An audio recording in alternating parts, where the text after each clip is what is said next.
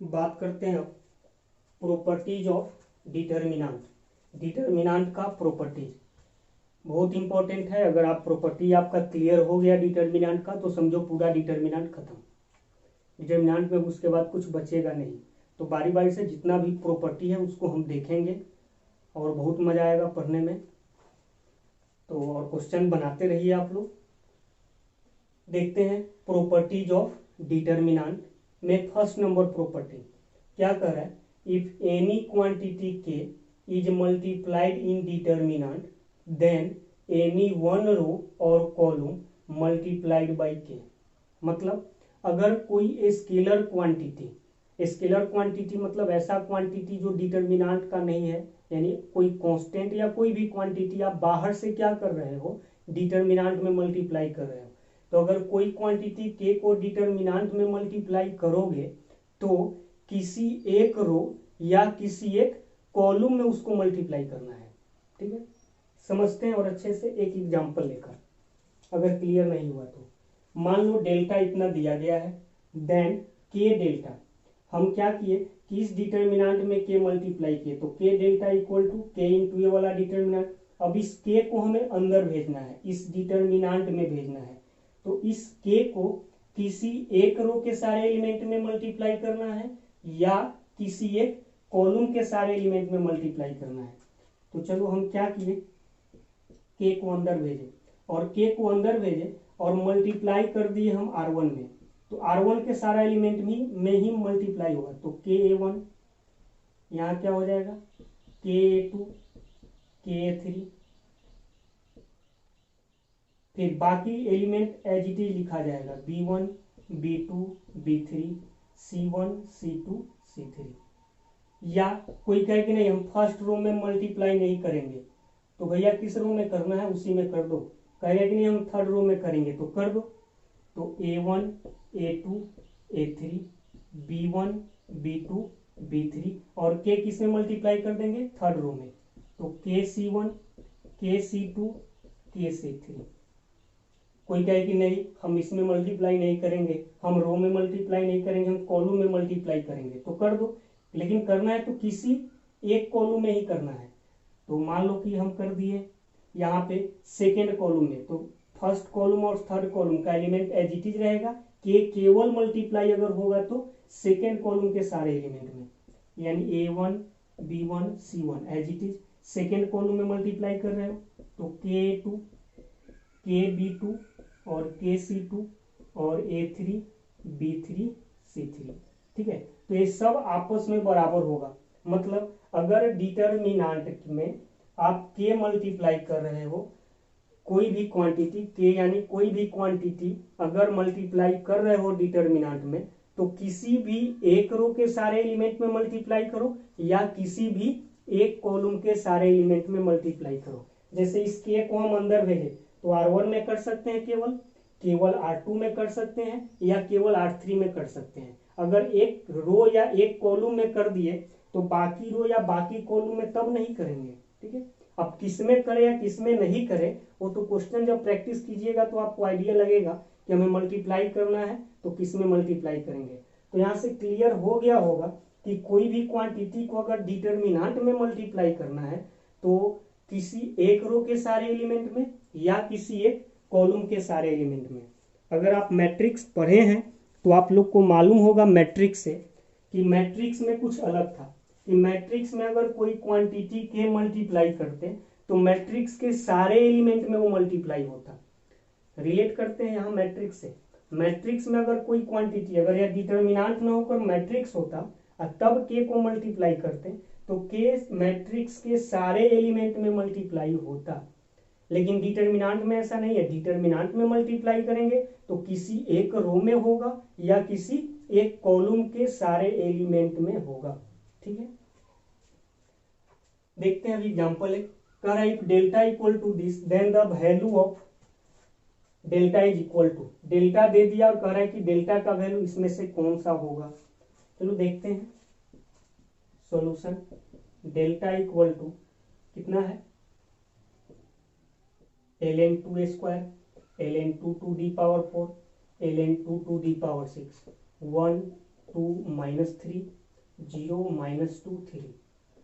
और आप लोग एक प्रॉपर्टी पढ़े होंगे लॉग का कि लॉग के आर्गुमेंट पे कुछ पावर हो तो वो पावर पहले मल्टीप्लाई हो जाता है। तो उस प्रॉपर्टी से हम क्या किए कि पावर, यहाँ लॉग का आर्गुमेंट 2 है, उसका पावर 2, तो पावर के आर्गुमेंट के पावर को हम लॉग के पहले मल्टीप्लाई कर सकते हैं। यह लॉग का प्रॉपर्टी है, याद होगा। तो क्या हो जाएगा 2 इंटू ln2, यहाँ 4 इंटू ln2, 6 इंटू ln2, ठीक है।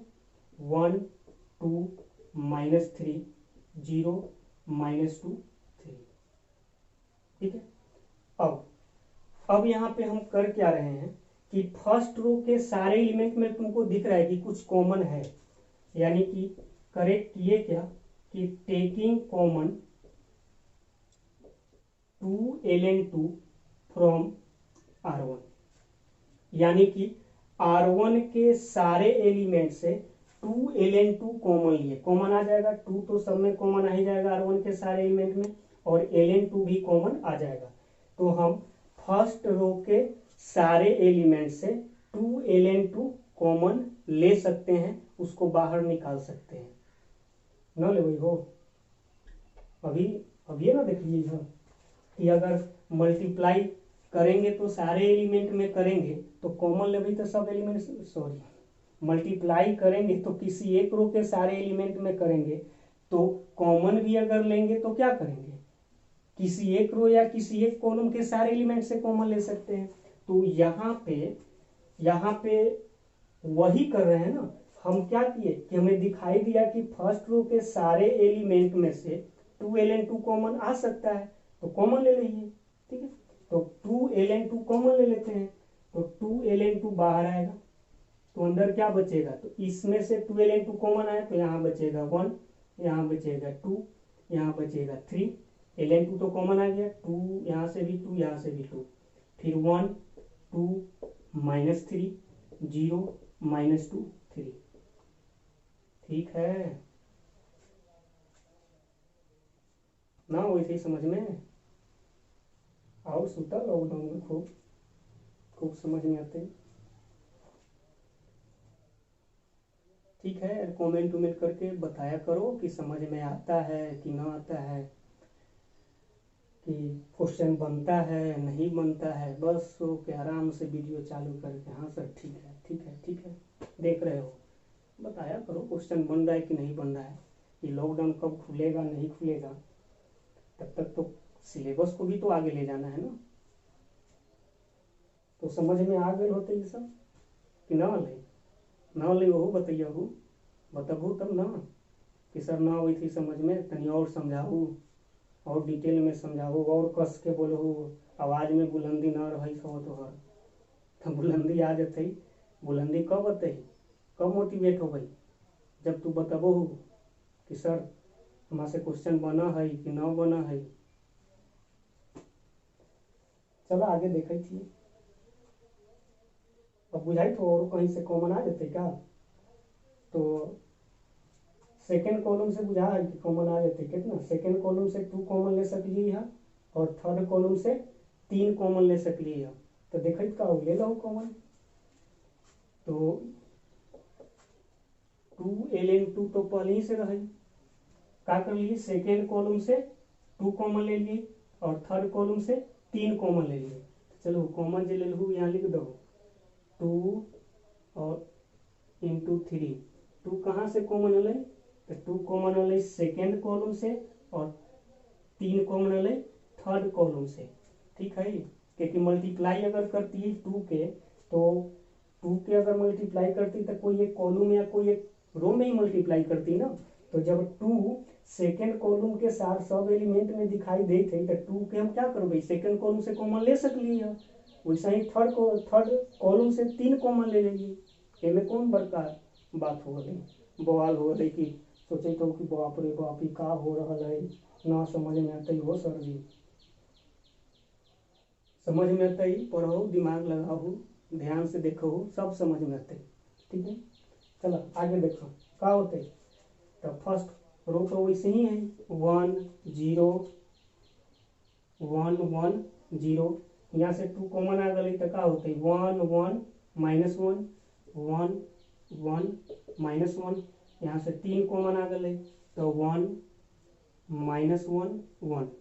अब एक सॉल्व कर लो, सॉल्व कर ले तो होते हो तो 3 × 2 6, एक 6 के हाई 2 में न मल्टीप्लाई कर देवे बवाल हो जाते।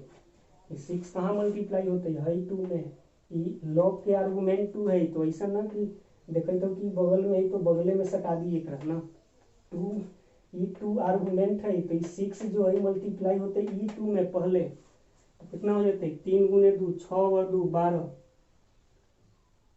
12 × ln2। अब एक सॉल्व कर लो, कैसे सॉल्व करवाओ तो बहुत तरीका मालूम है, सैरेस रूल से भी कर सकली है, एक्सपेंड करके भी कर सकली है, जैसे करे के हो कर लो। चलो हम तो सैरेस रूल से करवे हो, थोड़ा आसान रहले। तीनों के मल्टीप्लाई करवे कितना होते 1 1 × -1 × 1 -1 0 × 1 × -1 0, इधर वाला सब हो गए माइनस, अब उधर वाला करो कितना होते है 0 -1 × -1 × 1 +1 1 × 1 × 1 +1। कैसे कर लिए है बाई सैरेस रूल, समझ में वही तो कितना हो जाता है 12 × ln2, ये तो 1 1 कट गए कितना -2 होते अंदर -2। अभी -2 के कहाँ मल्टीप्लाई करवाई 12 में तो 12 × -2 -24 × ln2। अभी -24 का करवाई 2 के पावर में ले जावे तो ln2 टू दी पावर -24, यही आंसर होते। देख लो कौन ऑप्शन है तो ऑप्शन यही मिल गए बा। तो उम्मीद करते हैं समझ में आया होगा। फर्स्ट प्रॉपर्टी क्या है कि अगर किसी भी अगर कोई क्वांटिटी के को किसी डिटर्मिनेंट में मल्टीप्लाई करते हैं तो किसी एक रो के सारे एलिमेंट में या किसी एक कॉलम के सारे एलिमेंट में ओकरा मल्टीप्लाई करबे। ठीक है, लिखो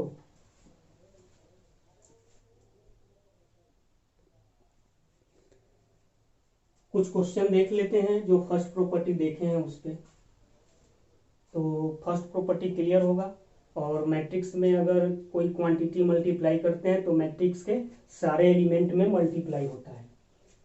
चलो एग्जांपल देखो, कर है if A equal to this, का है मैट्रिक्स के सिंबल है कितना मालूम हो ना, इसे लिखा जाए तो मैट्रिक्स डिटर्मिनेंट होता है सीधा होता है। ठीक है, कर a इक्वल टू इतना then so that determinant of 2a equal to 4 × determinant of a, ये हमें प्रूफ करना है। तो a इक्वल टू 1 2 3 4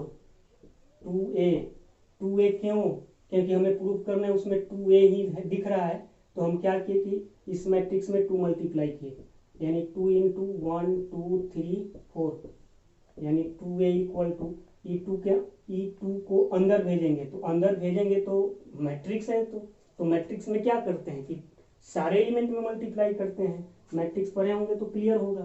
तो क्या होगा 1 × 2 2 × 2 3 × 2 4 × 2, ये 2 को अंदर भेजे तो मैट्रिक्स के सारे एलिमेंट में 2 को मल्टीप्लाई किए। अब क्या कर रहे हैं कि हमें डिटर्मिनेंट ऑफ 2a प्रूव करना है कि 4 × डिटर्मिनेंट ऑफ a होगा तो डिटर्मिनेंट ले लिए, तो डिटर्मिनेंट ऑफ 2a, तो यह 2a इस मैट्रिक्स के इक्वल था तो इस मैट्रिक्स 2a का हम डिटर्मिनेंट लिए तो यह जो डिटर्मिनेंट का सिंबल है वो या जो मैट्रिक्स का सिंबल है वो डिटर्मिनेंट के सिंबल में चेंज हो जाएगा और हो जाएगा 1 × 2 2 × 2 3 × 2 4 × 2। ठीक है, 2a जब इस मैट्रिक्स के इक्वल है तो इस मैट्रिक्स का हम डिटर्मिनेंट लिए तो यह मैट्रिक्स का सिंबल क्या हो जाएगा डिटर्मिनेंट के सिंबल में चेंज हो जाएगा, यानी 2 × a। अब क्या है कि अब डिटर्मिनेंट का प्रॉपर्टी यहाँ काम करने लगेगा क्योंकि डिटर्मिनेंट यह बन गया। और डिटर्मिनेंट का प्रॉपर्टी क्या है कि अगर मल्टीप्लाई करना है तो किसी एक रो या किसी एक कॉलम के सारे एलिमेंट में मल्टीप्लाई करेंगे, तो कॉमन लेना भी होगा तो क्या करेंगे किसी एक रो या किसी एक कॉलम से कॉमन ले सकते हैं। तो यहाँ तो दिख रहा है कि फर्स्ट रो से क्या किए 2 कॉमन ले लिए, सेकेंड रो से भी क्या किए 2 ही कॉमन ले लिए, तो फर्स्ट रो से जो 2 कॉमन आया 2, और सेकेंड रो से जो 2 कॉमन आया वो भी 2, बचा क्या 1 2 3 4, 1 2 3 4, यानी कि determinant of 2 equal to 4 into, और ये वाला है क्या, तो यह डिटर्मिनांट ए है, क्योंकि मैट्रिक्स से इतना है ऐसे लिखा है तो यह डिटर्मिनांट ए है, हेंस प्रूफ हो गया। ठीक है, अब तो ये वाला समझ में आ गया होगा, ये भी बहुत ही आसान है। क्या करेंगे, बोला क्या करोगे, ए इतना है तो 3 इंटू डिटर्मिनांट ऑफ 3 है उतना प्रूफ करना है, तो क्या करेंगे, तो ए है तो 3 मल्टीप्लाई किए तो 3 क्या होगा, सारे एलिमेंट में मल्टीप्लाई होगा, 1 into 3 0 into 3 1 into 3 0 into 3 1 into 3 2 into 3 4 into 3, यानी 3a का डिटर्मिनांट, तो अब डिटर्मिनांट ले लिए इधर, टीवी मैट्रिक्स क्या बन जाएगा, डिटर्मिनांट बन जाएगा 1 इंटू 3 0 इंटू 3 फिर 1 इंटू 3 0 इंटू 3 1 इंटू 3 2 इंटू 3 फिर 0 इंटू 3 0 इंटू 3 4 इंटू 3। अब क्या करेंगे, तो अब फर्स्ट रो से 3 कॉमन, सेकेंड रो से 3 कॉमन, थर्ड रो से 3 कॉमन, कोई कहे कि ना ऐसे ना हो तो हम फर्स्ट कॉलम से 3 कॉमन लेंगे, ले लो भाई, फर्स्ट कॉलम में भी तो कॉमन है ना, फर्स्ट कॉलम से 3 कॉमन, सेकेंड कॉलम से 3 कॉमन, थर्ड कॉलम से 3 कॉमन, कैसे भी ले लो। तो फर्स्ट कॉलम से 3 कॉमन तो 3, सेकेंड से भी 3 कॉमन एक वो और 3, और थर्ड कॉलम से भी 3 कॉमन तो एक और 3। अब बचेगा डिटर्मिनेंट कितना, तो 1 यहाँ बचेगा 0 1 0 1 2 फिर 0 0 4, यानी कितना हो जाएगा 27, और ये वाला क्या है, तो यही तो डिटर्मिनांट है ना, मैट्रिक्स से इतना है तो ये वाला क्या होगा, डिटर्मिनांट है, यानी यहाँ से क्या प्रूफ हो गया कि 3 डिटर्मिनांट ऑफ 3 है equal to 27 into determinant of A, hence proof. ठीक है, बेकरा अभी बना लिए हैं तो इसका तो आंसर तुम लोग बता ही सकते हो, बताओ सोचो क्या होगा। कह रहा है A be the square matrix of 3/3 order, A 3/3 order का स्क्वायर मैट्रिक्स है, तो डिटर्मिनांट ऑफ के ए क्या होगा, तो डिटर्मिनांट ऑफ के क्या होगा, तो के तो के मैट्रिक्स में मल्टीप्लाई कर दिए, ओकरा बाद डिटर्मिनांट ले लिए, तो के जब बाहर आते तो क्या होता है, तो सभी रो से या सभी कॉलम से बाहर आते डिटर्मिनांट बनने के बाद, तो बाहर कितना देते हैं के क्यू इंटू डिटर्मिनांट ऑफ ए, यहीं से देख लो ना, 3 अगर तू क्या करो सब में डिटर्मिनांट में मैट्रिक्स में 3 मल्टीप्लाई करके डिटर्मिनांट ले लो, ये 3 जब बाहर अल तो का बन 27 बन, काहे 27 बन, कहे कि 3/3 ऑर्डर के मैट्रिक्स रही, अगर ये 2/2 ऑर्डर के मैट्रिक्स रहती है ये है, तभी 3 बाहर रहती है तो क्या बनती है, यहाँ 9 बनती है। आ रहा होगा समझ में, अरे भाई नहीं आ रहा है समझ में कि आ रहा है, कम से कम कमेंट करके बताओ तो सही, तो ना सर लिख लियो है तो लेटर लॉकडाउन में पहुँचबे ना करवा तोरा पास, समझ में ना अवै थे कि अवै थे लेटर लिख लियो है, लॉकडाउन के बाद पहुँच जातो, तब लेटर के जमाना है क्या, लेटरे भेजे था, अब तो फोन के जमाना है, तुरंते कमेंट करबे फटाक से हमारा वहाँ तक पढ़ लेबै कि बात चलवा सब पढ़े थे सीखे थे खूब, तो कम से कम पढ़ू सीखू तो बतेबो करू, हमहूँ मोटिवेट हो गई, मेहनत ना लगा सबका बनावे में, बहुते मेहनत लगा है, इतना बड़का हेवी हेवी लाइट ही गर्मी में पंखा न चला हुआ है कि आवाज़ खराब हो जाते, तो तू लोग के सुना ही न देते, पंखा अपन गीत गते हम अपन गीत गबै, सुनाई देते ना देते, पसीना हुआ है, खूब पसीना गिरा है, कहाँ दिखाई दे रहा हो पसीना गिरा है, थोड़ा थोड़ी दिखाई देते हो, हर 5-10 मिनट के बाद रेस्ट लो, लिए पसीना से रुमाल से पूरा मुंह पोछिए कि कम से कम स्मार्ट दिखिए तू सबके सामने आके, मुँह निमन रहती तब ना पढ़बो अच्छा से, कहो कि मुँहे ना ठीक है का पढ़ो तो ठीक, तो समझ में आ गई सब, चलो तुम्हें लोग पर छोड़ी थी वो मन हो तो बताई है। देखो फर्स्ट प्रॉपर्टी क्लियर हो गया, अब सेकेंड प्रॉपर्टी की बात करते हैं, कर ही लेते हैं बात सेकेंड प्रॉपर्टी का, छोड़ेंगे क्यों। देखो कर है value of determinant does not change if all row are interchange into corresponding column.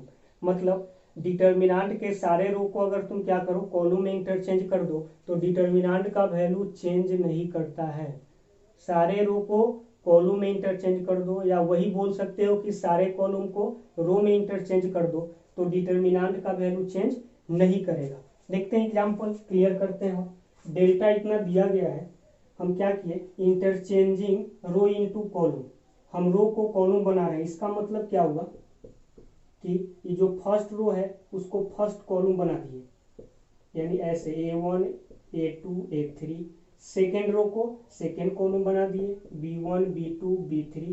Third row को थर्ड कॉलम बना दिए C1 C2 C3। तो इसका वैल्यू दोनों का वैल्यू आपस में बराबर होगा। क्यों बराबर होगा, यहाँ बोल रहा है सेकेंड प्रॉपर्टी यही है कि किसी रो डिटर्मिनेंट के सारे रो को कॉलम में इंटरचेंज कर दो तो डिटर्मिनेंट का वैल्यू चेंज नहीं करता है। यानी इंटरचेंजिंग रो इनटू कॉलम, यहाँ रो को हम कॉलम में बदले। और इसको ध्यान रखिएगा, इसका मतलब क्या हुआ, सिंबल का मतलब आगे बहुत यूज करेंगे सब। R1 ऐसे इसका मतलब हुआ R1 की जगह पे C1 आ गया और C1 की जगह पे R1 चला गया। R2 को C2 बना लिए, R3 को C3 बना लिए। तो इस सिंबल को भी ध्यान में रखना कि ऐसे लिखा हुआ है, इसका मतलब क्या होता है। जैसे डेल्टा इतना है, R1 को C1 बना लिए, R2 को C2 बना लिया, यानी रो को कॉलम में जैसे इंटरचेंज करेंगे तो यह क्या बन जाएगा, तो 1 2 और यहाँ हो जाएगा 3 4। तो इसका वैल्यू दोनों का वैल्यू आपस में बराबर ही होगा। इसका वैल्यू निकाल लो, जो आएगा वही वैल्यू इसका भी आएगा। कर लो, निकाल कर देख लो। चलो third property, if all elements of any row और column are zero then delta equal to zero. यानी कि डिटर्मिनेंट के किसी रो का या किसी कॉलम का, डिटर्मिनेंट के किसी रो का या किसी कॉलम का सारा एलिमेंट जीरो होगा तो उस डिटर्मिनेंट का वैल्यू हो जाएगा जीरो। जैसे एग्जांपल, डेल्टा इतना दिया गया है, इसमें फर्स्ट रो का सारा एलिमेंट जीरो दिखाई दिया तो कुछ भी करने का जरूरत नहीं है, डायरेक्ट बोल दो इस थर्ड प्रॉपर्टी से कि वैल्यू क्या होगा, जीरो होगा। क्यों यहाँ पे, क्योंकि यहाँ फर्स्ट रो का सारा एलिमेंट जीरो है, इसका भी वैल्यू जीरो होगा। सेकेंड एग्जांपल, क्योंकि यहाँ पे क्या है सेकेंड कॉलम का सारा एलिमेंट जीरो है, तो किसी रो या किसी कॉलम का सारा एलिमेंट जीरो हो जाए तो उस डिटर्मिनेंट का वैल्यू जीरो हो जाता है। एक्सपेंड करने की हमें जरूरत नहीं है, डायरेक्ट बोल सकते हैं। अच्छा ये कैसे हुआ, अगर इस पे अगर चर्चा करें तो हम लोग देख सकते हैं कि जस्ट फर्स्ट वीडियो में हम लोग बात किए थे कि किसी भी डिटर्मिनेंट का वैल्यू जब निकालना है तो किसी रो या किसी कॉलम के लॉन्ग एक्सपेंड कर सकते हैं ना, किसी रो या किसी भी कॉलम के लॉन्ग एक्सपेंड कर सकते हैं।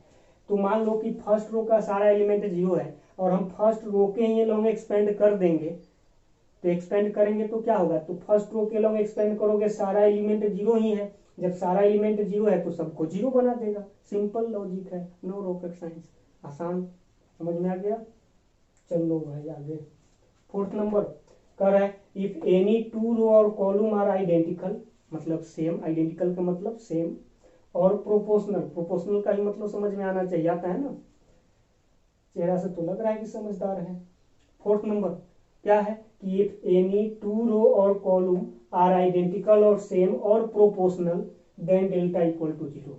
मतलब डिटर्मिनेंट का कोई दो रो या कोई दो कॉलम, ठीक है, कोई दो रो या कोई दो कॉलम आपस में सेम हो जाए, मतलब आइडेंटिकल हो जाए या प्रोपोर्शनल हो जाए तो उस डिटर्मिनेंट का वैल्यू जीरो हो जाता है। देखते हैं एग्जांपल, यहाँ पे देखो डेल्टा इतना दिया गया है तो देख लो जो फर्स्ट रो है वही सेकेंड रो है, यानी फर्स्ट रो और सेकेंड रो क्या हो गया, आइडेंटिकल हो गया। आइडेंटिकल हो गया तो कुछ भी करने का जरूरत नहीं है, डायरेक्ट इस फोर्थ प्रॉपर्टी से बोल देंगे वैल्यू होगा जीरो।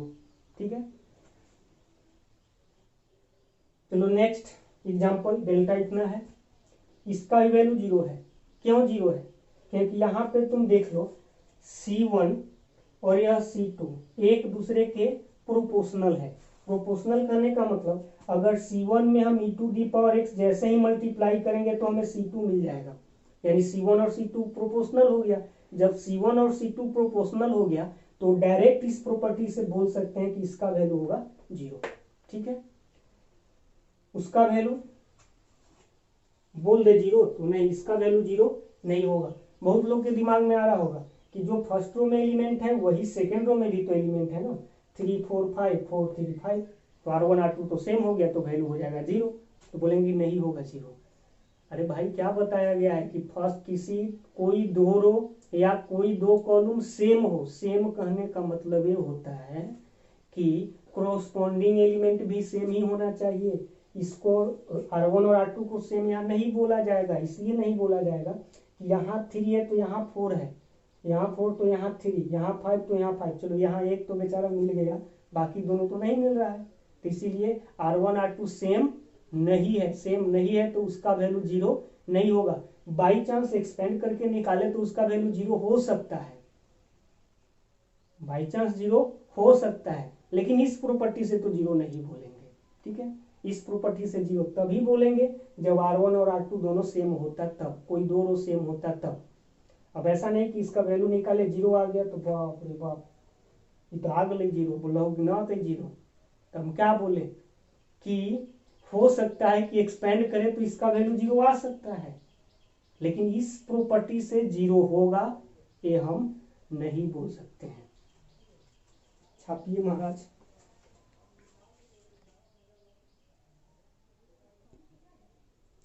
देखिए अब 5th नंबर प्रॉपर्टी। पहले प्रॉपर्टी से पूरा क्लियर कर लेते हैं, उसके बाद आराम से पूरा प्रॉपर्टी जब दिमाग में आ जाएगा ना तो सोचने का थोड़ा लेवल भी दिमाग का बढ़ जाएगा, और उसके बाद क्वेश्चन खूब प्रैक्टिस करेंगे। उसके बाद तो क्वेश्चन बचेगा ही नहीं, बस प्रैक्टिस कर लोगे क्वेश्चन बन गया। तो पहले पूरा प्रॉपर्टी ही देख लेंगे। देखो 5th नंबर प्रॉपर्टी क्या है, इससे पहले 4 तक प्रॉपर्टी देखे थे। कह रहा है इफ एनी टू रो और column are interchange with one another then determinant get multiplied by negative sign. मतलब डिटर्मिनांट के कोई दो रो या कोई दो कॉलम को आपस में अगर इंटरचेंज करते हो तो डिटर्मिनांट को एक निगेटिव साइन से मल्टीप्लाई कर देना। मतलब क्या है यहाँ देखते हैं। जैसे डेल्टा इतना दिया गया है, हम क्या किए कि R1 को और R3 को इंटरचेंज कर दिए। तो R1 और R3 को इंटरचेंज किए, मतलब R1 चलाएगा R3 के जगह पे, R3 चलाएगा R1 के जगह पे, यानी यहाँ C1 C2 C3, R3 R1 के जगह पे, R2 तो बेचारा एज इट इज है B1 B2 B3, और R1 चलाएगा R3 के जगह पे A1 A2 A3।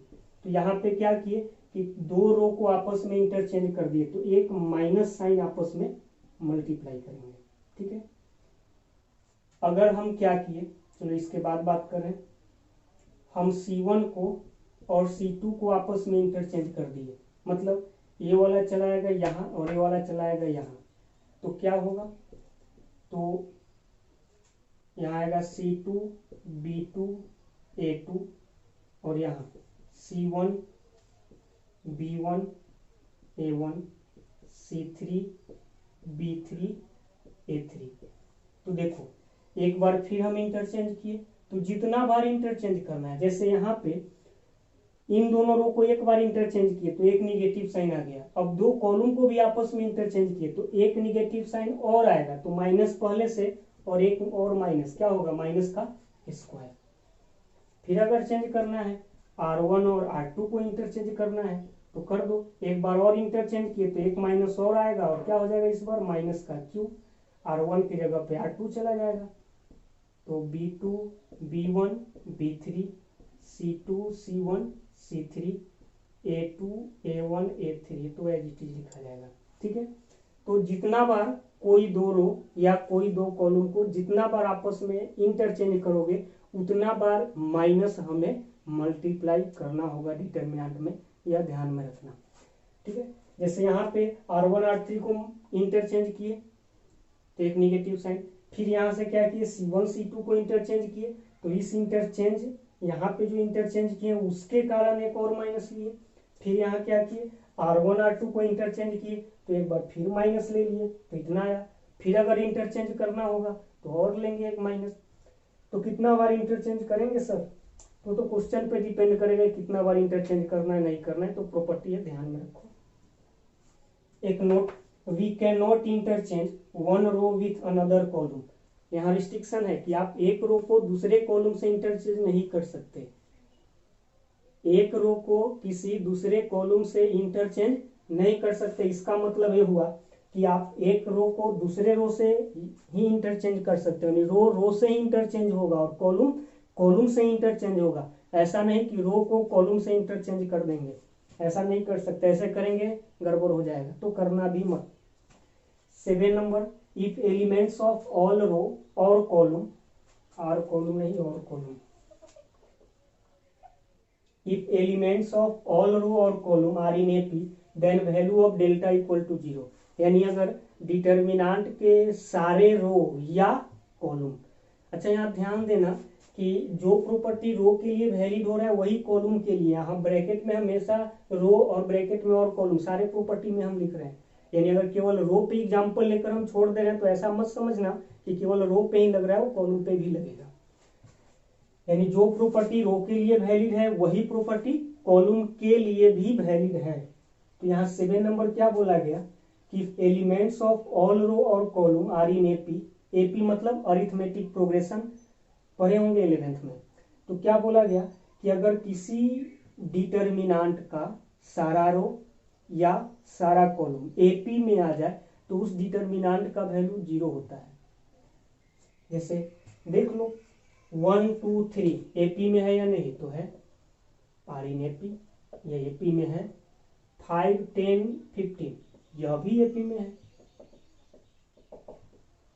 ए वाला एपी और ए वाला एपी अलग अलग एपी है, लेकिन दोनों तो एपी में है ही ना। यह एपी में है जिसका कॉमन डिफरेंस 1 है, यह भी दूसरे टाइप के एपी में है जिसका कॉमन डिफरेंस 5 है, यह भी एपी में है जिसका कॉमन डिफरेंस 3 है। तो यहाँ पे R1 R2 और R3 यानी तीनों रो एपी में आ गया, तो इस प्रॉपर्टी से इसका वैल्यू हो जाएगा 0। ठीक है, ठीक है। यहां देख लो, मतलब इसको अब सिंप्लीफाई करने का जरूरत नहीं है, डायरेक्ट इतना अगर देख लिए, जज कर लिए, डायरेक्ट इस प्रॉपर्टी से बोल देंगे 0 होगा। 2 नंबर एग्जाम्पल, यहां तुम देखो एपी में है यह, तो है एपी में x प्लस है, x प्लस 2 x प्लस 3 है, या एपी में है जिसका कॉमन डिफरेंस a है। यह भाई साहब भी एपी में ही है, 963 एपी में है। अगर इधर से देखो 963 तो कॉमन डिफरेंस -3 है। यह भी एपी में है, तीनों कॉलम एपी में आ गया, तो इसका वैल्यू क्या हो जाएगा 0। ठीक, यहाँ पे देखो 2 4 6 उधर से दिख गया, यह एपी में है। 3 4 5 3 1 4 1 5 यह भी एपी में है। -1 0 10 यह एपी में नहीं है, नॉट इन एपी। तो यहाँ फर्स्ट रो और सेकंड रो एपी में आ गया, लेकिन थर्ड रो एपी में नहीं आया, तो इसका वैल्यू 0 नहीं होगा। इस प्रॉपर्टी से प्रॉपर्टी है कि सारा रो या सारा कॉलम एपी में होना चाहिए। तो फर्स्ट एग्जांपल में तीनों रो एपी में था, इसलिए इस प्रॉपर्टी से 0 हो गया। सेकंड में तीनों कॉलम एपी में था, इसलिए इस प्रॉपर्टी से 0 हो गया।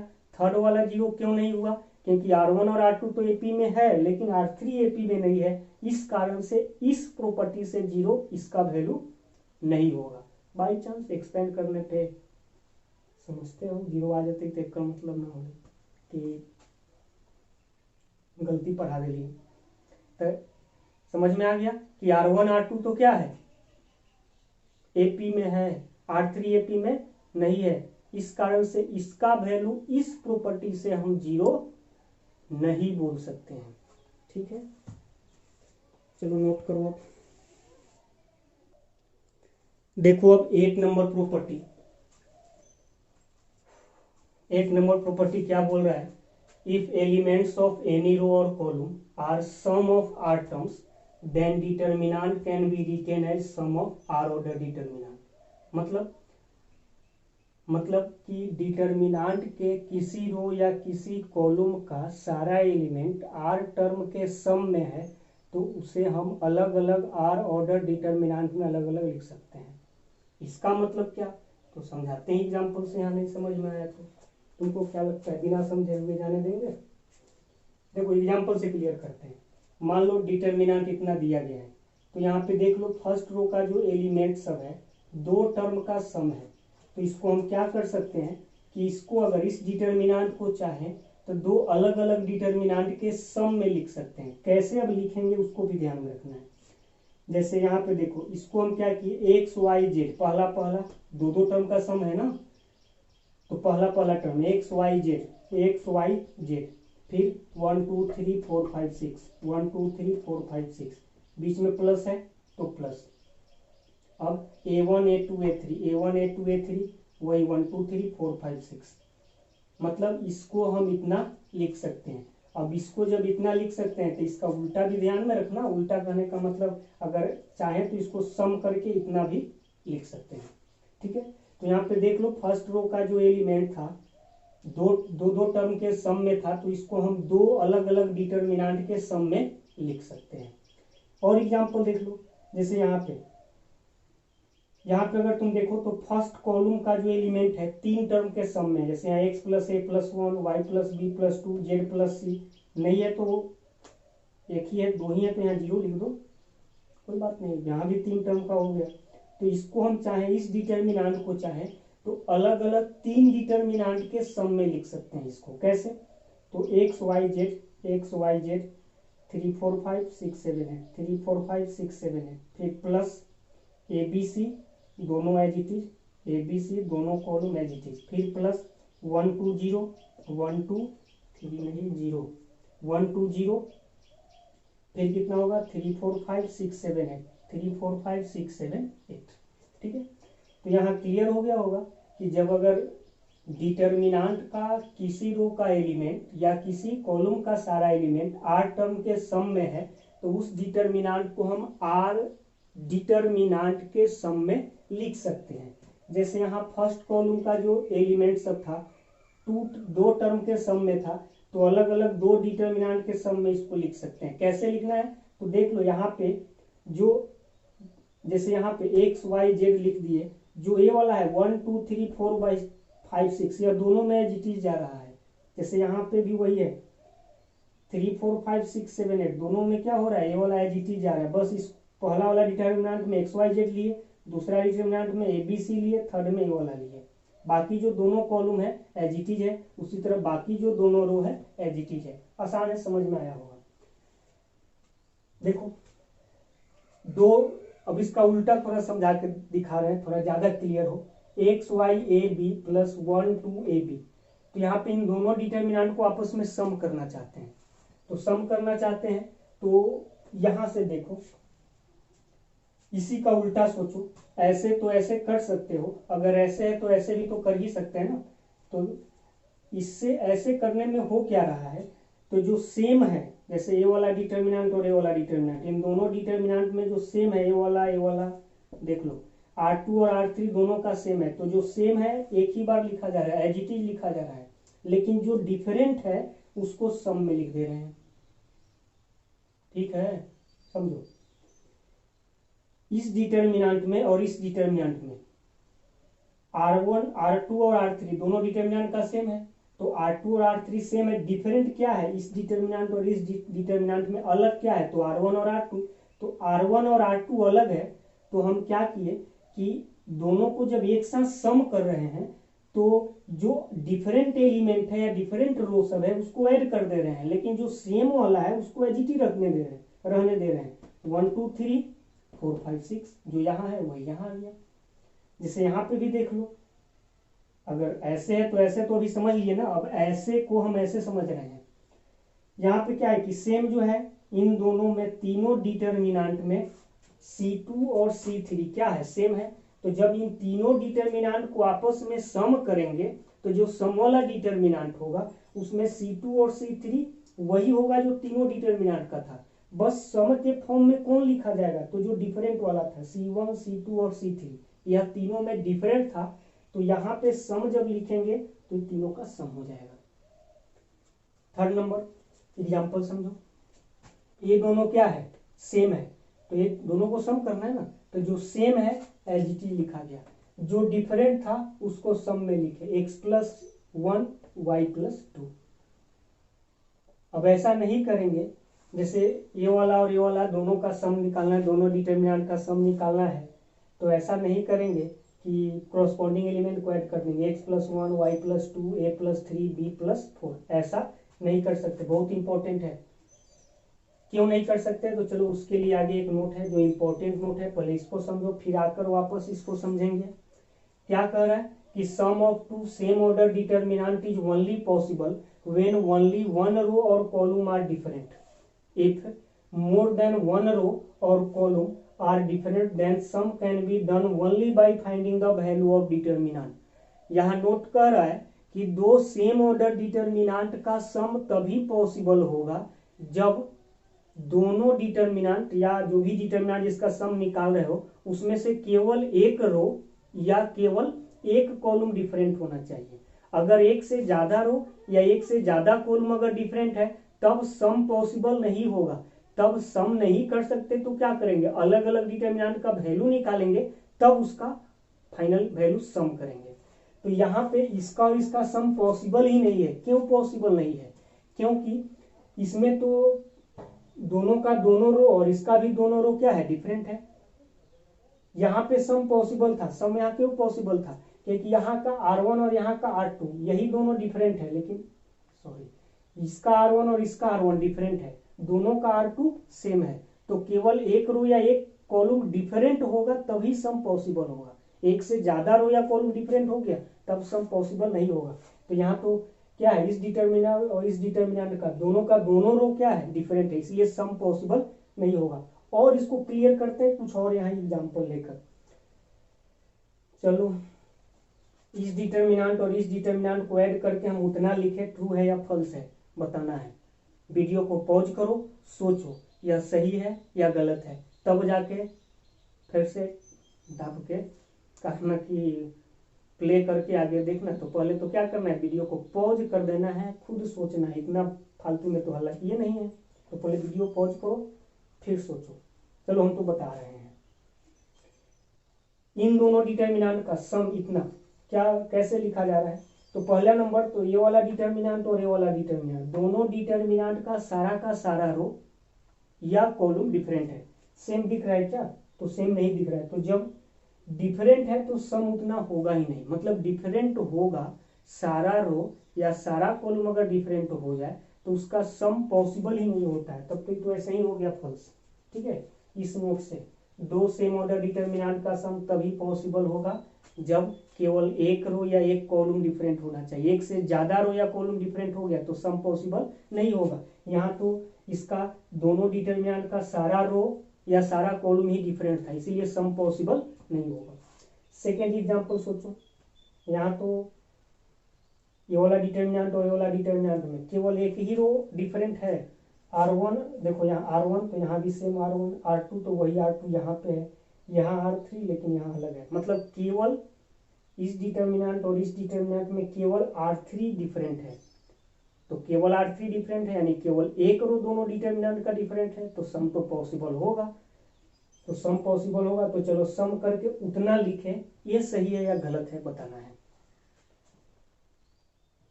सोचो गलत है या सही है, तो हम बोलेंगे कि यह गलत है। अब यह क्यों गलत हो गया, तो इसके लिए फिर वापस आते हैं यहाँ पे।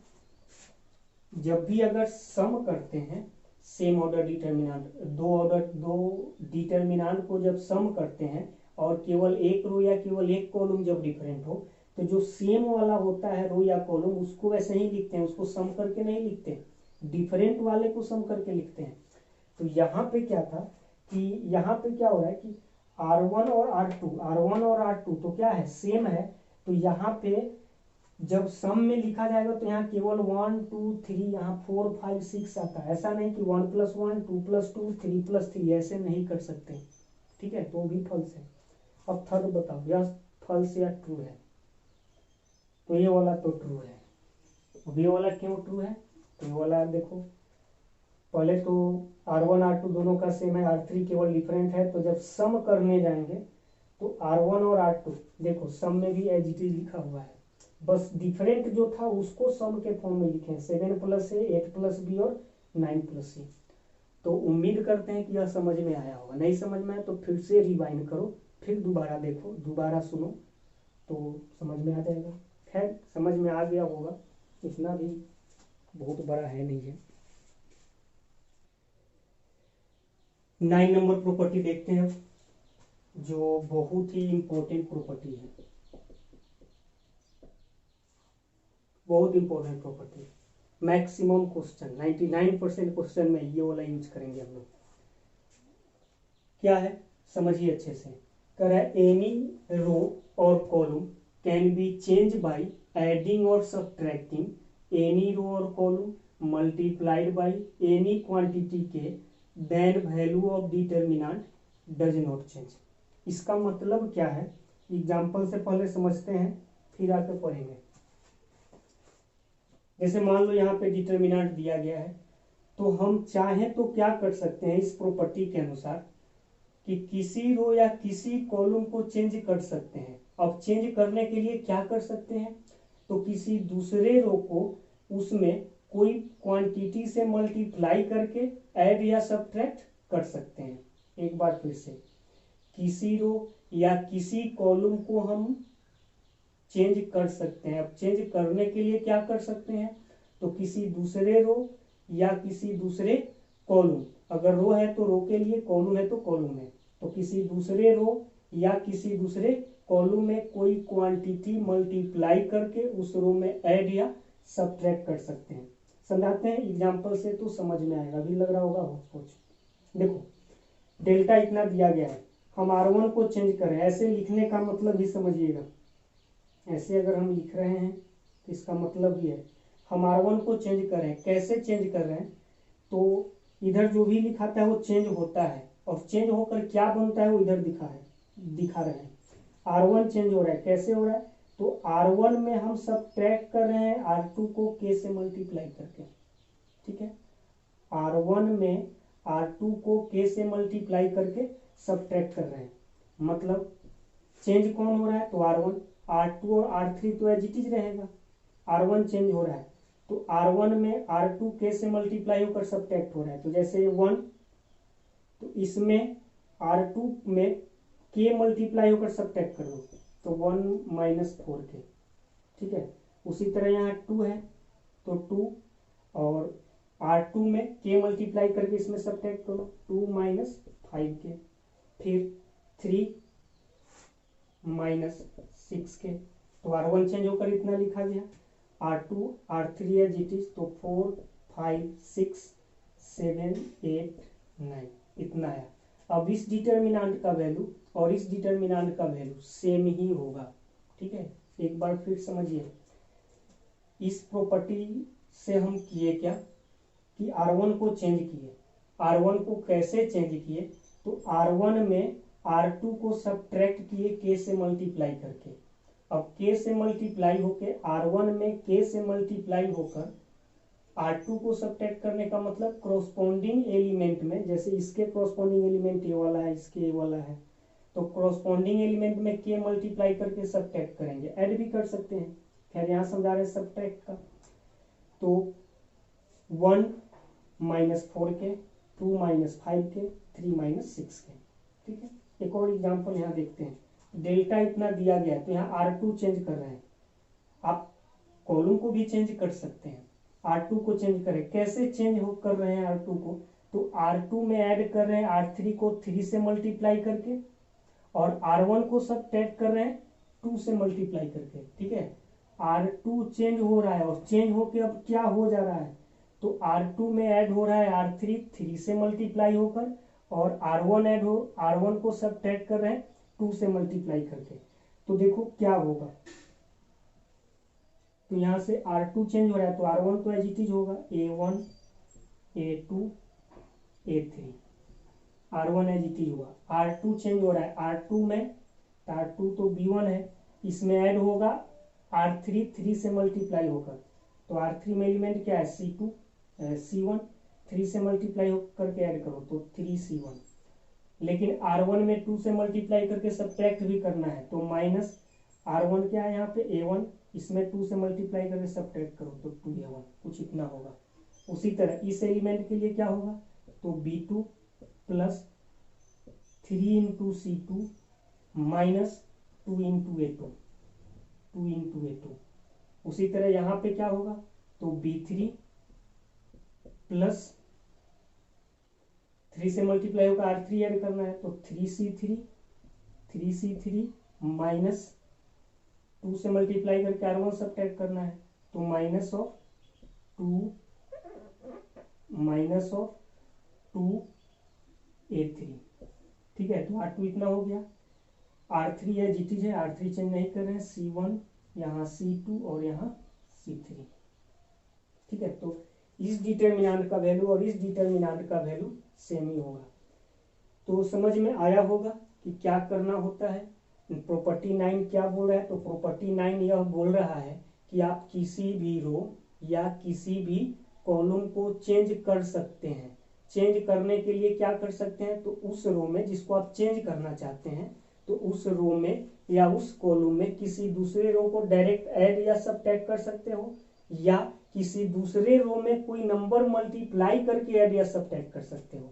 जैसे यहाँ पे भी क्या किया, R1 में हम R2 को सब्ट्रैक्ट किए, लेकिन कैसे मल्टीप्लाई करके। यहाँ R2 को चेंज किया, कैसे चेंज किए, तो R2 में ऐड किए R3 को 3 से मल्टीप्लाई करके, और R1 को सब्ट्रैक्ट किए 2 से मल्टीप्लाई करके। ठीक है, तो ये सब कर सकते हो। क्या करेंगे क्या नहीं करेंगे वो तो क्वेश्चन आएगा तो देखेंगे कि हम कैसे यहाँ ये वाला प्रॉपर्टी 9 का कैसे हम यूज करें कि हमारा फायदा हो, तो आगे हम लोग देखेंगे। खैर ये वाला प्रॉपर्टी आपको क्लियर भी होना चाहिए। एक बार फिर से प्रॉपर्टी 9 क्या बोल रहा है, जो बहुत ही इंपॉर्टेंट प्रॉपर्टी है, तो प्रॉपर्टी 9 यही बोल रहा है कि आप डिटर्मिनेंट के किसी भी रो या किसी भी कॉलम को चेंज कर सकते हो। अब चेंज करेंगे कैसे, तो उस डिटर्मिनेंट के एलिमेंट में यानी कि रो या कॉलम में किसी दूसरे रो या कॉलम को डायरेक्ट ऐड कर सकते हो, सब्ट्रैक्ट कर सकते हो, या किसी दूसरे रो या किसी दूसरे कॉलम में कोई नंबर मल्टीप्लाई करके ऐड या सब्ट्रैक्ट कर सकते हो, जैसे यहाँ पे देखे हैं। क्लियर हो गया होगा। आगे भी और एग्जाम्पल हम लोग देखेंगे तो और ज्यादा क्लियर होते जाएगा। अब नोट देख लेते हैं। Note first, property valid for row also valid for column, यानी जो भी प्रॉपर्टी हम लोग रो के लिए देख रहे हैं वो सारा प्रॉपर्टी कॉलम के लिए भी वैलिड है। एंड सेकेंड नंबर नोट क्या है, for finding the value of determinant we try to make maximum number of zeros in any row और column by using property 9 and then expand along that row और column. ये भी important है, second note important है। क्या बोला गया कि अगर डिटर्मिनेंट का वैल्यू निकालना है तो डिटर्मिनेंट का वैल्यू निकालने के लिए हम प्रॉपर्टी 9 का यूज करके यह कोशिश करेंगे कि किसी रो या किसी कॉलम में मैक्सिमम जीरो आ जाए। और जब किसी रो या किसी कॉलम में मैक्सिमम जीरो आ जाएगा तब उसके लॉन्ग एक्सपेंड करेंगे, तब वैल्यू निकालेंगे। अब प्रॉपर्टी 9 क्या बोल रहा था, तो प्रॉपर्टी 9 बोल रहा था कि आप किसी रो या किसी कॉलम को चेंज कर सकते हो। चेंज कैसे कर सकते हैं, तो उस रो में किसी दूसरे रो को ऐड कर सकते हो, या उस कॉलम में दूसरे कॉलम को ऐड या सब्ट्रैक्ट कर सकते हो। डायरेक्ट ऐड सब्ट्रैक्ट नहीं करना है तो कोई नंबर मल्टीप्लाई करके ऐड या सब्ट्रैक्ट कर सकते हो। और यहाँ नोट 2 यह बोल रहा है कि कभी भी अगर डिटर्मिनेंट का वैल्यू आपको निकालना है तो कोशिश कीजिए कि प्रॉपर्टी 9 यूज करके उसके किसी रो या किसी कॉलम में मैक्सिमम जीरो आ जाए, और जब मैक्सिमम जीरो आ जाएगा तब उसके लॉन्ग एक्सपेंड करके वैल्यू निकालेंगे। अगर यहाँ तक समझ में आया तो ठीक है, नहीं तो अभी भी अगर कुछ दिक्कत है तो आगे क्लियर हो जाएगा। जैसे डेल्टा इतना दिया गया, हमें इसका वैल्यू निकालना है, तो एक तो है कि डायरेक्ट एक्सपेंड करके भी वैल्यू निकाल सकते हैं, सेरेस रूल से भी वैल्यू निकाल सकते हैं, आसानी है वैल्यू निकालना। लेकिन हम यहाँ समझाने के लिए प्रॉपर्टी 9 का यूज करके कोशिश करते हैं कि मेरा थोड़ा कैलकुलेशन कम हो और किसी रो या किसी कॉलम में ज्यादा जीरो आ जाए। तो यहाँ दिख रहा है कि अगर हम क्या करें, यहाँ 1 1 1, यहाँ भी 1 1 दिख रहा है, तो अगर हम क्या करें कि फर्स्ट रो में थर्ड रो को सब्ट्रैक्ट कर दे तो यहाँ 1 - 1 यहाँ जीरो आ जाएगा, यहाँ जीरो आ जाएगा, तो फर्स्ट रो के दोनों एलिमेंट जीरो आ जाएगा। तब फर्स्ट रो के लॉन्ग तब एक्सपेंड कर देंगे तो कैलकुलेशन कम होगा एक्सपेंशन में। तो हम क्या कर रहे हैं यहाँ पे R1 को चेंज कर रहे हैं। कैसे? तो R1 में सब्ट्रैक्ट कर दिए R3 को, प्रॉपर्टी 9 यूज कर रहे हैं, R1 को चेंज कर रहे हैं। कैसे चेंज करें? तो R1 में R3 को सब्ट्रैक्ट कर दिए, डायरेक्ट सब्ट्रैक्ट कर दिए, यहाँ कोई नंबर मल्टीप्लाई करने की जरूरत नहीं है, क्योंकि डायरेक्ट सब्ट्रैक्ट करेंगे तभी क्या होगा, यहाँ 0 और यहाँ 0 आएगा। तो डेल्टा क्या हो जाएगा? तो 1 और -1, यहाँ तो 0, फिर 1 -1 यहाँ 0, फिर 1 -1 माइनस वाई, तो 1 -1 0, तो आ जाएगा यहाँ -y। R2 और R3 है GT, तो 1 1 + x 1, फिर 1 1 1 + y। अब इसका वैल्यू निकालो या इसका वैल्यू निकालो, सेम ही है, दोनों का वैल्यू सेम ही होगा। चलो अब किसके एलोंग एक्सपेंड कर दो, तो किधर आपको ज्यादा 0 दिख रहा है? तो R1 में ज्यादा 0 दिख रहा है। एक्सपेंड करने के लिए तो हम किसी के भी एलोंग एक्सपेंड कर सकते हैं, डिटर्मिनेंट का वैल्यू सेम ही आएगा।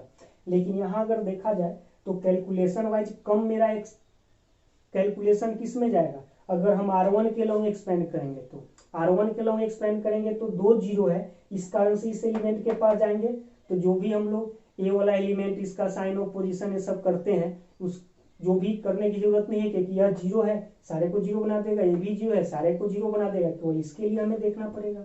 ठीक है, तो चलो यहाँ पे क्या आएंगे, इसका साइन ऑफ पोजीशन लेंगे, इंटू ए वाला एलिमेंट, इंटू ए वाला डिलीट करके डिटर्मिनेंट ये सब लेंगे। खैर 0 है उस कारण से पूरा 0 हो जाएगा, प्लस इसके पास आएंगे, फिर वही काम करेंगे। क्या करेंगे? तो फर्स्ट वीडियो में समझाया गया था कि कैसे एक्सपेंशन करते हैं, तो इसके कारण भी 0 ही आ जाएगा, प्लस अब इसके पास आए तो इसका sign of position plus minus plus, तो प्लस इंटू ए वाला एलिमेंट तो -y इंटू डिटर्मिनेंट, तो ए वाला और ये वाला डिलीट होगा इसके सामने, तो 1 1 1 1, फिर 1 + x, फिर 1। ठीक है, ये वाला और ये वाला डिलीट हुआ। अब क्या हो जाएगा, ये सब 0, तो वहाँ हो गया -y इंटू 1 1 + x। अब क्या होगा, ये वाला और ये वाला कैंसिल, तो -y इंटू यहाँ पे -x, और फाइनली क्या हो जाएगा, xy आंसर आ जाएगा। ठीक है, तो देखो यहाँ कैलकुलेशन थोड़ा कम हो गया ना। ऐसे अगर एक्सपेंड करते तो 1 के पास आते, जैसे एक्सपेंशन में 1 का साइन ऑफ पोजीशन लेते, फिर 1 लेते, फिर इसके सामने डिलीट करके डिटर्मिनेंट लेते, फिर उसी तरह यहाँ पे आते और यहाँ पे आते। खैर प्रॉपर्टी 9 बस एक बार यूज किए, तो प्रॉपर्टी 9 यूज करने से फर्स्ट रो में 2 0 आ गया, तब इसके लॉन्ग एक्सपेंड करने गए तो ये इसके कारण 0 देखने का जरूरत ही नहीं है, इसके कारण 0, बस इसके कारण क्या होगा वो लिखे और इसको सिंप्लीफाई कर लिए। 0 करने के लिए तुम ऐसे भी कर सकते थे, जरूरी नहीं कि R1 में R3 को ही सब्ट्रैक्ट करेंगे, अगर R1 में R2 को भी सब्ट्रैक्ट करते तो यहाँ 0 आ जाता, फिर यहाँ 0 आता, तो केवल इसके लिए देखना पड़ता। हम चाहते तो C1 में अगर C2 को सब्ट्रैक्ट कर देते तो यहाँ 0 आता और यहाँ 0 आता, केवल इसके लिए देखना पड़ता। ठीक है, छापो। देखिए नोट 3 क्या बोल रहा है, बाय यूजिंग, जैसे इससे पहले नोट क्या था, नोट सेकेंड था कि प्रॉपर्टी 9 का यूज करके हम लोग कोशिश करेंगे कि किसी एक रो या किसी एक कॉलम में मैक्सिमम 0 आ जाए, और जिस भी रो या जिस भी कॉलम में मैक्सिमम 0 आएगा उसके हम एक्सपेंड कर लेंगे, थोड़ा कैलकुलेशन कम हो जाएगा। अब नोट 3 क्या है, तो by using property 9 we can not change और डिस्टर्ब ऑल रो और column same time, that mean at least 1 row और column must be in original form. कहने का मतलब अब ऐसा नहीं कि प्रॉपर्टी 9 यूज करके हम मतलब प्रॉपर्टी 9 पूरा फ्री कर दे रहा है कि तुम कुछ भी कर लो। प्रॉपर्टी 9 यही बोल रहा है, प्रॉपर्टी 9 में यहाँ भी लिमिटेशन है कि प्रॉपर्टी 9 का जब यूज कीजिएगा आप तो किसी एक रो या किसी एक कॉलम को हमेशा ओरिजिनल फॉर्म में ही रहने दीजिएगा। प्रॉपर्टी 9 यूज करते समय किसी एक रो या किसी एक कॉलम को ओरिजिनल फॉर्म में रहने देना है। ठीक है, मतलब सभी रो या सभी कॉलम को एक ही बार प्रॉपर्टी 9 यूज करके डिस्टर्ब नहीं कर सकते, चेंज नहीं कर सकते।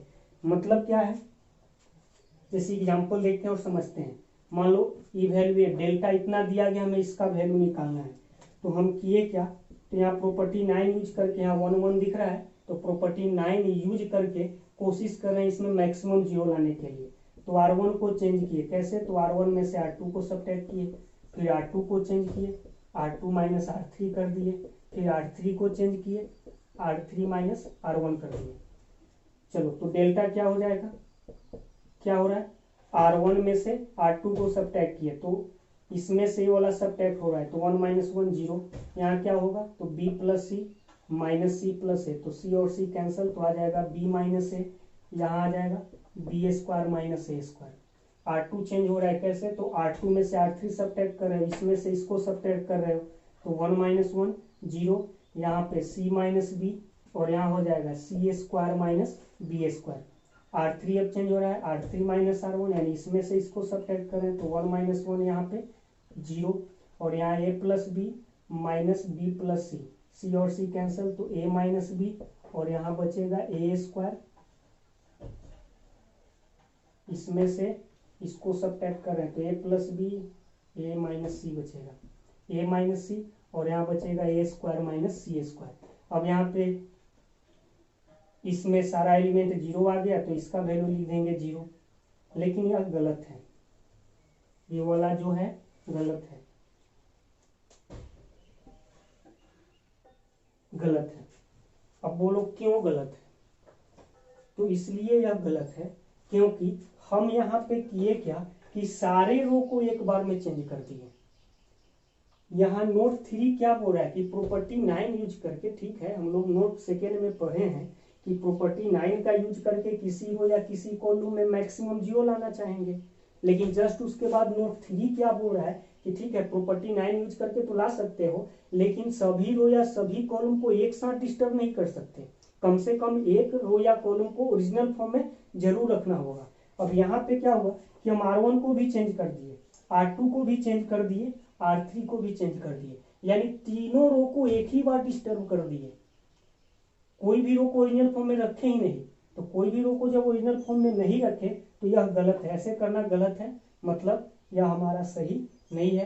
हाँ R1 को चेंज करते, R2 को चेंज करते, R3 को चेंज नहीं करते, R3 को as it is original form जो मेरा क्वेश्चन है वो वैसे रहने देते, तब करना सही है। तो इसका सही तरीका क्या होगा, तो चलो R1 को चेंज किए R1 - R2, R2 को चेंज किए R2 - R3, तब डेल्टा क्या हो जाएगा, तो यहाँ पे तो होगा R1 - R2 तो यहाँ हो जाएगा 0, यहाँ B - A B² - A², फिर R2 चेंज हो रहा है R2 - R3 तो 0, यहाँ पे C - B C² - B²। R1 और R2 चेंज हुआ लिख दिए, R3 चेंज नहीं कर रहे, ओरिजिनल फॉर्म में R3 को रख रहे हैं तो 1, यहाँ A + B और A² + B², ऐसा करना सही है, ठीक है। ऐसा करना गलत था, वैसा करना सही है। वैसा करना क्यों सही है, क्योंकि नोट 3 के अनुसार कम से कम एक रो को हमें ओरिजिनल फॉर्म में रखना पड़ेगा। तो यहाँ पे देख लो जो मेरा क्वेश्चन था उसी का R3 वहां पे है, चेंज हुआ है तो कौन कौन हुआ है, R1 और R2 चेंज हुआ है, किसी को भी रखना है, जैसे R1 R3 को कर देते तो R2 को ओरिजिनल फॉर्म में रखते, या C1 C2 को चेंज कर देते C3 को ओरिजिनल फॉर्म में रखते। तो प्रॉपर्टी 9 यूज करके तो रो और कॉलम को हम चेंज कर ही सकते हैं, लेकिन एक बार में सभी को नहीं करना है, कम से कम एक को ओरिजिनल फॉर्म में जरूर रखना है, ये बहुत ही इंपॉर्टेंट है और इसको ध्यान में रखना, ठीक है। तो वो वाला करना तो सही है, इसको सॉल्व करो, किसके अलावा एक्सपेंड कर दो, तो कर दो एक्सपेंड इसके C1 के अलावा, क्योंकि मैक्सिमम 0 आ रहा है, तो यहाँ इसके कारण 0 0, इसके कारण भी 0, इसके कारण भी 0, बस इसके कारण देखना है। तो प्लस माइनस क्या होता है इसका sign of position, plus into ये वाला एलिमेंट 1 इंटू ये वाला और ये वाला डिलीट होगा, क्या बचेगा, तो B - A B² - A² C - B C² - B², कुछ इतना है। अब इसको सिंप्लीफाई कर लो, B - A B² - A² को B - A into B + A लिख सकते हैं, यहाँ C - B into C + B इतना लिख सकते हैं। अब यहाँ से देख सकते हो फर्स्ट रो से B - A कॉमन आ जाएगा, B - A यहाँ भी B - A यहाँ भी, और सेकेंड रो से C - B कॉमन आ जाएगा, तो वही करें, फर्स्ट रो से B - A कॉमन ले रहे हैं, सेकेंड रो से C - B कॉमन ले रहे हैं, तो फर्स्ट रो से B - A और सेकेंड रो से C - B कॉमन लिए, बाहर निकालिए, कॉमन लेना होता है तो किसी रो या किसी एक रो या किसी एक कॉलम से सेम क्वांटिटी कॉमन लेते हैं, तो B - A कॉमन आ गया, यहाँ 1 यहाँ बचेगा, B + A यहाँ बचेगा 1, यहाँ बचेगा सी प्लस बी। अब यहाँ पे क्या होगा, तो ऐसा करो बी माइनस ए सी माइनस बी, इसमें माइनस कॉमन ले लिए तो ए माइनस बी बन गया, इसमें माइनस कॉमन लिए तो यह बी माइनस सी बन गया, इनटू इसका वैल्यू निकाल लो तो क्या होगा सी प्लस बी माइनस इतना, सेकेंड ऑर्डर डिटर्मिनेंट है तो दिस माइनस दिस, तो 1 इंटू सी प्लस बी यानी C plus B minus B plus A. अब यहाँ क्या होगा बी और बी कैंसल होगा और यहाँ माइनस और माइनस प्लस हो जाएगा तो क्या होगा ए माइनस बी, यहाँ हो गया बी माइनस सी और यहाँ बच गया सी माइनस ए। यही हमारा आंसर होगा। तो देख रहे हो कि यहाँ पे कि अगर सभी रो को डिस्टर्ब कर दिए तो डायरेक्ट हमें 0 दिख गया था जो हमारा गलत था। तो इसको इस बात को प्रॉपर्टी 9 को और ये सब नोट को जरूर याद रखना, बहुत इंपॉर्टेंट है। तो क्लियर है। प्रॉपर्टी 9 में नोट 2 क्या बोल रहा था कि जब भी अगर वैल्यू निकालना है डिटर्मिनेंट का तो 9 यूज करके कोशिश करो कि किसी रो या किसी कॉलम में मैक्सिमम 0 आ जाए, तब उसके लॉन्ग एक्सपेंड करो। जैसे यहाँ पे वही किए थे, C3 में मैक्सिमम 0 मिल गया, उसके लॉन्ग एक्सपेंड कर दिए। और नोट 3 ये बोल रहा था कि आप सभी रो या सभी कॉलम को एक बार डिस्टर्ब मत करो, कम से कम एक को ओरिजिनल फॉर्म में जरूर रखो। तो आज हम लोग जितना भी प्रॉपर्टी देखें एक बार जल्दी जल्दी में कर लेते हैं। प्रॉपर्टी फर्स्ट क्या था कि कोई क्वांटिटी अगर आप डिटर्मिनेंट में मल्टीप्लाई कर रहे हो तो उसके सारे एलिमेंट में मल्टीप्लाई करना है।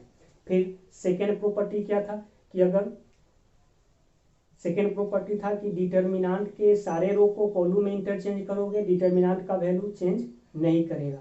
उसके बाद था कि डिटर्मिनेंट का सारा किसी एक रो का या किसी एक कॉलम का सारा एलिमेंट 0 आ जाए तो उसका वैल्यू 0 हो जाएगा। फिर था कि अगर डिटर्मिनेंट का कोई 2 रो या कोई 2 कॉलम आपस में आइडेंटिकल हो जाए या सेम हो जाए तो उसका वैल्यू 0 होगा। फिर अगला प्रॉपर्टी था कि अगर डिटर्मिनेंट का सभी रो या सभी कॉलम का एलिमेंट एपी में आ जाए तब उसका वैल्यू 0 हो जाएगा। फिर उसके बाद था कि डिटर्मिनेंट के कोई 2 रो या कोई 2 कॉलम को आपस में इंटरचेंज कर रहे हो तो एक माइनस साइन मल्टीप्लाई करना होगा, जितना बार इंटरचेंज करोगे उतना बार एक माइनस मल्टीप्लाई करेंगे। उसके बाद था कि अगर डिटर्मिनेंट का किसी रो का सारा एलिमेंट या किसी कॉलम का सारा एलिमेंट आर टर्म के सम में लिखा हुआ है तो उसे अलग अलग आर डिटर्मिनेंट में हम लिख सकते हैं। फिर उसी में था कि 2 सेम ऑर्डर डिटर्मिनेंट का सम तभी पॉसिबल हो सकता है जब एक रो या एक कॉलम डिफरेंट हो। अगर एक से ज्यादा रो या कॉलम डिफरेंट हो तब उसका सम हम लोग डायरेक्ट नहीं कर सकते, उसके लिए अलग अलग इवेल्युएट करके सम करना पड़ेगा और उस पर कुछ ट्रू फॉल्स वाला क्वेश्चन भी हम लोग देखे थे। उसके बाद देखें कि प्रॉपर्टी यही जो 9 है कि किसी एक रो को, किसी रो को या किसी भी कॉलम को हम चाहें तो चेंज कर सकते हैं और चेंज करने के लिए क्या कर सकते हैं तो किसी दूसरे रो को उसमें सब्ट्रैक्ट कर सकते हैं, ऐड कर सकते हैं या किसी दूसरे रो के साथ कुछ नंबर मल्टीप्लाई करके ऐड या सब्ट्रैक्ट कर सकते हैं। डिटर्मिनेंट का वैल्यू चेंज नहीं करेगा। फिर था कि जो प्रॉपर्टी रो के लिए वैलिड है वही कॉलम के लिए वैलिड होगा और प्रॉपर्टी 9 यूज करके हम लोग कोशिश करेंगे कि किसी रो या कॉलम में मैक्सिमम 0 हो जाए, लेकिन ध्यान रखना है कि एक रो या एक कॉलम कम से कम ओरिजिनल फॉर्म में रहने देना है। तो यह था हमारा आज की वीडियो में, समझ में आया होगा और क्वेश्चन बनाइए जाकर, बनेगा क्वेश्चन। देखते हैं नेक्स्ट वीडियो में।